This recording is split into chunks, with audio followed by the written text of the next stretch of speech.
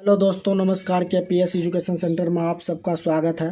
आइए आज हम लोग क्लास 7th का हमारी दुनिया चैप्टर है 5, कहानी है बिन पानी सब सून, इसका क्वेश्चन आंसर करेंगे। तो आइए देखते हैं इसका क्वेश्चन क्या कह रहा है। सही विकल्प को चुने। पृथ्वी पर जल मंडल का हिस्सा है 51% या 41% या 71% या 29%। तो इसका क्या है, 71% है, तो इस पर टिक लगाएंगे। किस सागर के किनारे स्थित है? तो इसमें भी 4 ऑप्शन दिया हुआ है। तो अरब सागर के किनारे स्थित है, तो अरब सागर पर टिक लगाएंगे। अब देखिए 3 नंबर में क्या कहा, चंद्रमा के गुरुत्वाकर्षण घर्षण से जल ऊंचाई की ओर बढ़ता है, यह स्थिति कहलाती है, क्या कहलाती है? ज्वार। तो इस पर टिक लगाएंगे। अब आइए नेक्स्ट क्वेश्चन पर चलते हैं। नेक्स्ट क्वेश्चन इधर है, कह रहा है इनमें से कौन झील है? काला सागर, लाल सागर, फतेह सागर, अरब सागर। तो कौन सा है? फतेह सागर। अब देखिए 2 नंबर में खाली जगहों को भरिए। नदी का जल समुद्र में गिरकर खाड़ा हो जाता है, खाली जगह में क्या लिखेंगे? खाड़ा। 2 नंबर का ज्वार भाटा समुद्र में होता है, कहाँ होता है? समुद्र में। तो 3 नंबर का खाली में क्या लिखेंगे? सूर्य ज्वार भाटा सूर्य एवं चंद्रमा गुरुत्वाकर्षण बल के कारण होता है, ठीक है। 4 नंबर में कह रहा है जल संरक्षण दिवस कब मनाया जाता है? तो 22 मार्च को मनाया जाता है। तो अब आइए क्वेश्चन नंबर 3 पर चलते हैं। क्वेश्चन नंबर 3 में हो रहा है निम्नलिखित प्रश्नों के उत्तर दीजिए। जल के कौन कौन से स्रोत हैं? सबसे बड़ा स्रोत कौन सा है? जल के विभिन्न उपयोग लिखिए। तो आइए इसको हम लोग यहाँ पर लिख के रखते हैं।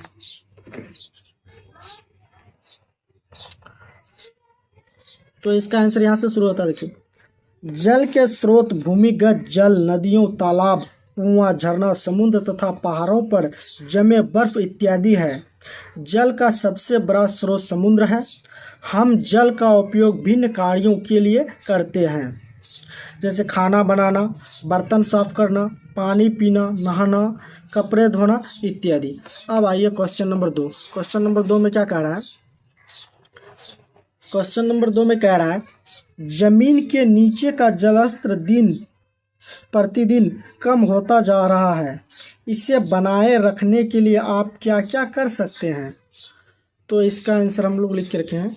देखिए जमीन के नीचे जलस्तर को बनाए रखने के लिए हम गांव के आसपास तालाब और गड्ढा बनाएंगे, उसमें एकत्र जल में मछली पालन करेंगे और ज़रूरत के अनुसार सिंचाई भी करेंगे।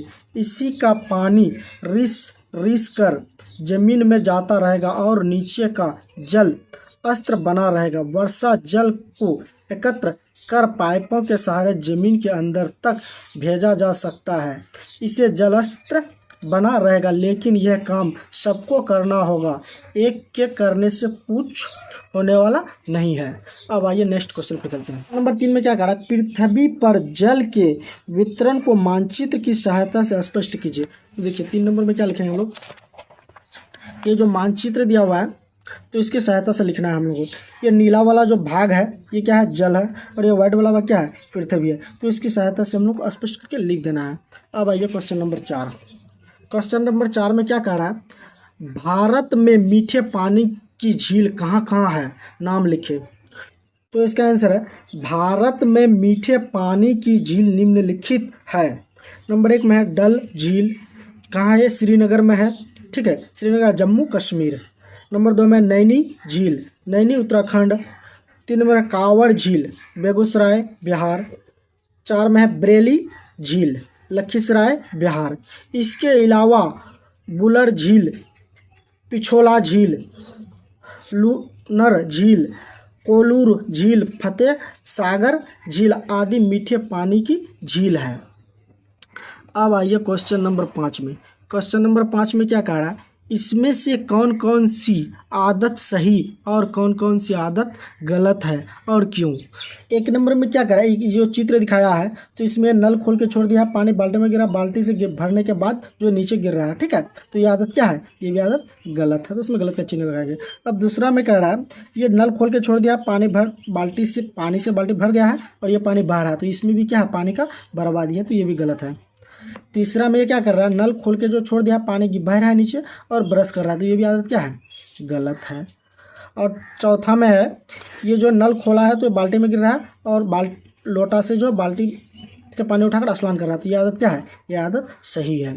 ठीक है। और ये तीसरा में क्या है, तीसरा चौथा लास्ट में है, ये पानी लेके लोटा में रख दिया है और ब्रश कर रहा है, और ब्रश करने के बाद ये मुँह धो रहा है, तो ये भी आदत क्या है, सही है। ठीक है। अब आइए नेक्स्ट क्वेश्चन, ज्वार भाटा क्या है, ये किस प्रकार उत्पन्न होता है, तो ये इसको भी हम लोग यहाँ लिख के रखें। आंसर है, समुद्र की लहरें सर्वाधिक ऊंचाई तक उठकर तट से बड़े हिस्से को डुबो देती है तो उसे ज्वार कहते हैं, और लहरें जब अपने निम्न स्तर तक आकर तट से पीछे चली जाती है तो उसे भाटा कहते हैं। ऐसा सूर्य एवं चंद्रमा के गुरुत्वाकर्षण बल के कारण होता है।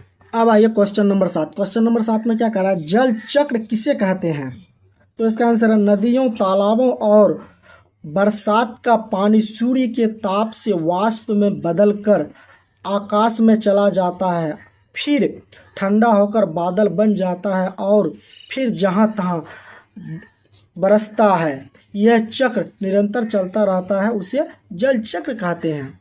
अब आइए क्वेश्चन नंबर 8। तो क्वेश्चन नंबर 8 में क्या है, समुद्र के जल में तैरना मुश्किल है क्यों, तो इसका आंसर है, समुद्र के जल में हमेशा तरंगें उठती और गिरती रहती है।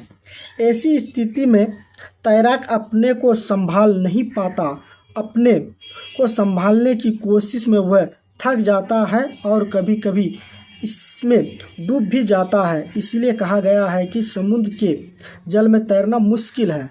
अब आइए क्वेश्चन नंबर 9। क्वेश्चन नंबर 9 में क्या कह रहा है, समुद्र का जल खारा होता है क्यों, तो इसका आंसर है, समुद्र का जल इसलिए खारा होता है क्योंकि इसके 1 लीटर पानी में 35 ग्राम नमक होता है। इसी कारण यह पानी पीने के काम नहीं आता। इसमें नमक की मात्रा बढ़ने का कारण है कि नदियाँ इसमें विभिन्न पदार्थों को पहुँचाते रहते हैं, जिनमें